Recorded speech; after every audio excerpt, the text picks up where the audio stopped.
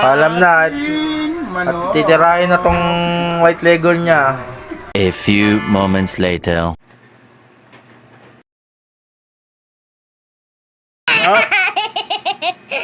Hello mga kautol, no? Ayan, no? Tinadtad natin ng maliliit yung manok, no? Yan, tapos pinakuluan natin, no? Tapos magigisa na tayo ng bawang at sibuyas. Yan, bawang at sibuyas, nagigisa na tayo, no? Adobo nga pala sa puti itong gagawin natin, no? Yan, nilagay na natin yung mga yung pinakuluan natin, no? Ayan, pampulutan to mga kautol, no? Para sa gintongo. Ayan, no? Solid yan, no?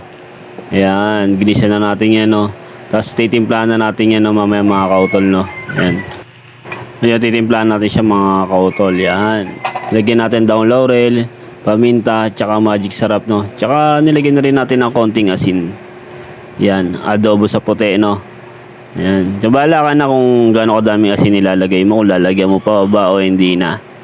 Yan, para sa gintongo yan mga kautol, no? Ayan, salamat nga pala kay Kuya Juno, yung manok niyang pinakatay sa amin, no?